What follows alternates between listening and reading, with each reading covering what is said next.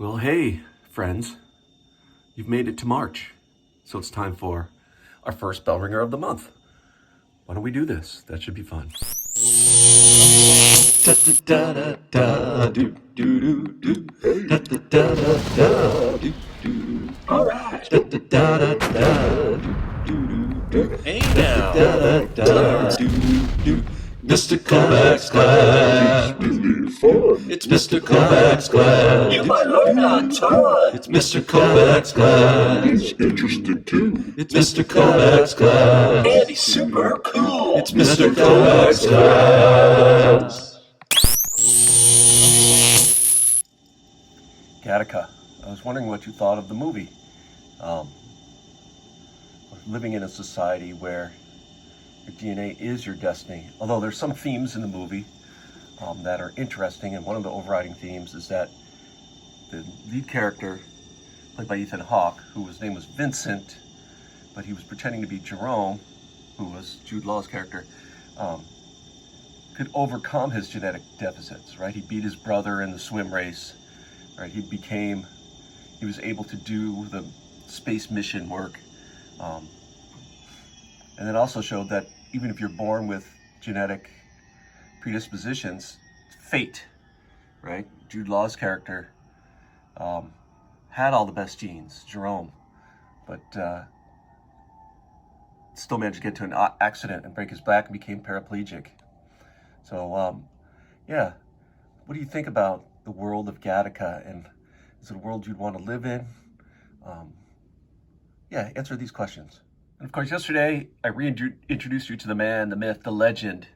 Actually, he's no myth. And he's a legend now, but wasn't in his time. But he was a man, and he did science. He did some great science. Even though he wasn't really a practicing scientist, his work wound up being very important to a study and understanding of genetics and inheritance and gene expression.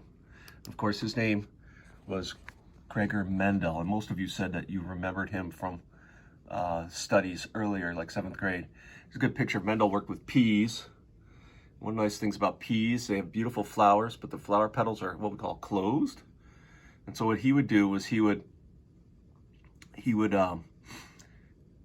open up the flower petals and then cut off like the stamens, the pollen-making parts, and then he could control which plant fertilized the eggs of which other plant. Right? You could see here that he had to he tied little bags over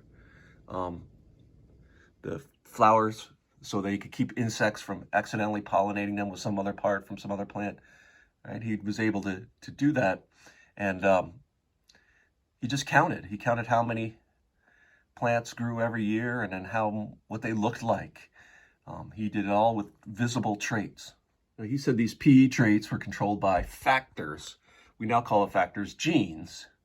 And he said that the factors had to come in pairs, right? So he didn't have a microscope. He never saw chromosomes, but he figured out that both mom and dad have to deliver the same genes to their offspring. So you have every gene, you have a pair of them, and then they both go to work. Sometimes one of the pairs is broken and you get a different outcome, right? That's variation.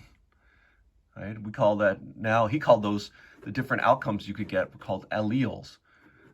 That's what we call them now.